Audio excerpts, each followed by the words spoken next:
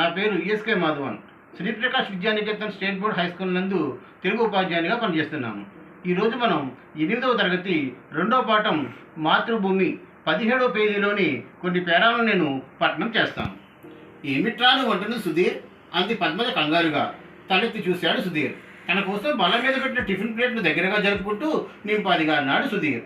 రేపు collector office దగ్గర సైన్యంలో చేరదలుచుకున్న యువకుల్ని ఎంపిక చేసుకుంటారటమ్మా. నేను సైన్యంలో చేరుతాను. క్షణకాలం కొడుకు వైపు అయోమయంగా చూస్తూ, నీకేమైనా మతిపోయిందా సుధీర్? అలాంటి కర్మ నీకేం పట్టింది? ఒక్కగానొక్క కొడుకువి, మనకున్న వ్యాపారం ఆస్తులు చూసుకుంటూ మా కళ్ళ ముందే ఉండవచ్చు కదా అంది తల్లి. సుధీర్ ఆశ్చర్యంగా తల్లి వైపు చూశాడు. అది కర్మ అమ్మా, దేశాన్ని కాపాడుతూ దేశ ప్రజల్ని రక్షించే ఉద్యోగం అమ్మా. అది కర్మ ఎలా అవుతుంది? ఎన్నో మహిళా మండలు స్థాపించావు, వారిని ఉత్తేజపరుస్తూ ఎన్నో ఉపన్యాసాలు ఇస్తావు.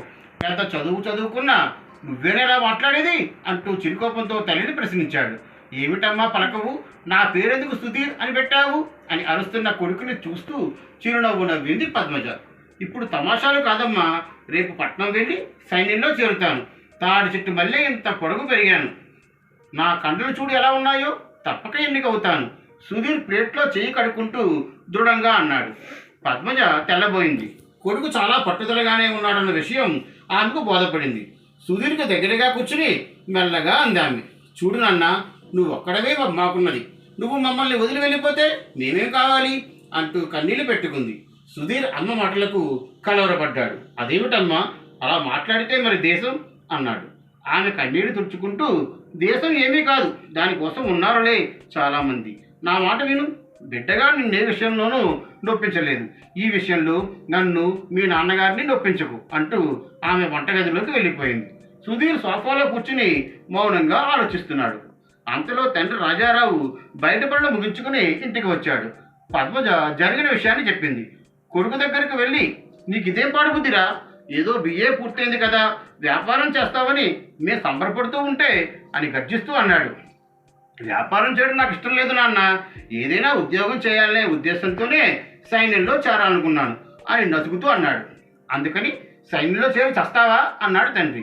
చేరిన వాళ్ళంతా చావరు నాన్న. చాలేవాయ్, అది తెలివి. నీకు ఉద్యోగం కావాలి కదా, సరే రేపు నాతో పాటు రా, తెలిసిన వారి దగ్గర ఏ గుమస్తా ఉద్యోగమైనా ఇప్పిస్తాను అంటూ సుధీర్కి మరో మాటకు అవకాశం ఇవ్వకుండా బయటకు వెళ్ళిపోయాడు రాజారావు. ఈనాటి సమాజంలో కొంతమందికి దేశభక్తి, ధైర్యం, సాహసం లేవు. సమాజాభివృద్ధి కాంక్ష లేదు. మనిషికి స్వార్థపు బ్రతుకులు తప్ప అని పెద్దగా గొనుగుతున్న కొడుకు వైపు వాత్సల్యంతో చూసింది పద్మజ. ఇది పద్మజ రాజారావుల కుటుంబ పరిస్థితి. ఆదర్శ భావాల్ని, దేశభక్తిని అణచివేసిన పరిస్థితి.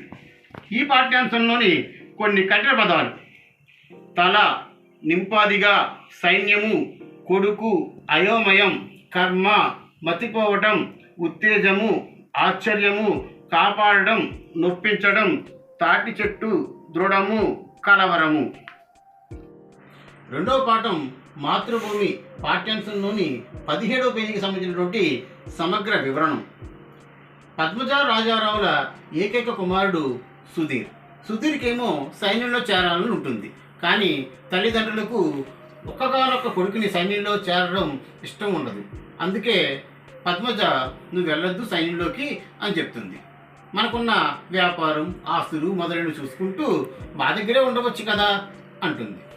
అప్పుడు సుధీర్, అమ్మ, దేశం కోసం సేవ చేయడం అనేది గొప్ప అదృష్టం. అటువంటి అదృష్టం నాకు అవకాశం రూపంలో వచ్చింది. అందువలన నేను సైన్యంలో చేరదలుచుకున్నాను అని గట్టిగా అంటాడు.